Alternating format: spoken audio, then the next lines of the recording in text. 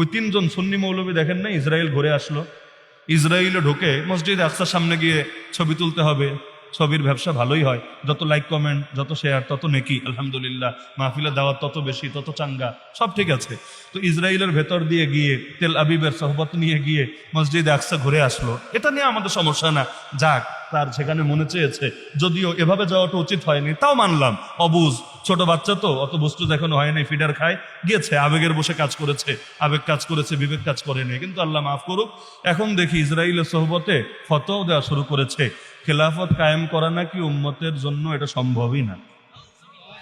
স্পষ্ট বলে দিয়েছে যে নবীজি বলে গেছেন তারপরে 30 বছর খেলাফত থাকবে, তো এরপর তো আর খেলাফত থাকবেই না, আসবেই না। সুতরাং তার মুরিদদেরকে সতর্ক করছে, যারা তোমাদেরকে বলে আসো খেলাফত কায়েম করব, খেলাফত কায়েম করতে হবে, তাদের ব্যাপারে সাবধান থাকবা, কারণ যেটা সম্ভবই না, নবী যেটা না করে গেছে ওইটা আবার কায়েম করবে কিভাবে, আমার বুঝে ধরে না। খেলাফত যদি কায়েম তারা করতে নাই চায় এবং এটাকে যদি দোষণীয় মনে করে, তাহলে কি কায়েম করতে চায়? তেল আবিবের আদর্শ, ইসরায়েলের আদর্শ, গণতন্ত্র, সমাজতন্ত্র, জাতীয়তাবাদ, ধর্মনিরপেক্ষতাবাদ, মানে চাইটা কি? হয়তো আপনি আল্লাহর আদর্শ জিন্দা করতে চান, না হলে ইবলিসেরটা জিন্দা করতে চান, এরা বাইরে কোনো সূরত কোশ্চিন কালেও সম্ভব না।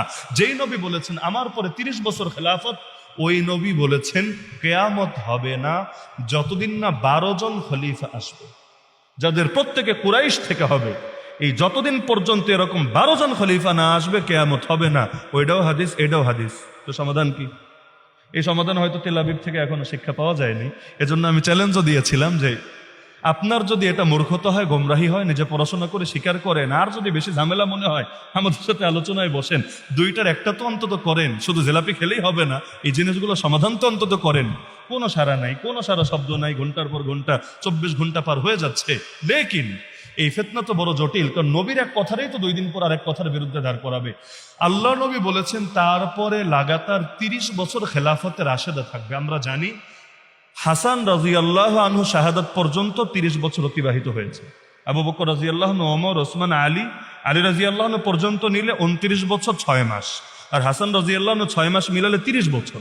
এই 30 বছর খেলাফতে রাশেদা। খেলাফতে রাশেদা মানে নবী যেভাবে রাষ্ট্র পরিচালনা করেছেন হুবহু ওই আদর্শ, একটু এদিক সেদিক না, হুবহু ওই আদর্শে রাষ্ট্র পরিচালনা করা, এটাকে বলা হয় খেলাফতে রাশেদা। কিন্তু আপনি বলেন, কেউ যদি পূর্ণ মানুষ না হয় তারে কি মানুষই বলা যাবে না? যেমন মনে করেন একজন মানুষ কিন্তু চোখ নাই, একজন মানুষ কিন্তু হাত নেই, একজন মানুষ কিন্তু ল্যাংরা, হাঁটতে পারে না, একজন মানুষ কিন্তু তার প্রতিবন্ধী, শারীরিক কোনো জটিলতা, ওরে কি মানুষ না বললে এখন গরু ছাগল বলতে হবে নাকি? পূর্ণাঙ্গ না হলেও ওইটা কোনো না কোনো ক্যাটাগরির মানুষ তো। যেমন বাজারে অনেক পণ্য পাওয়া যায়, কিছু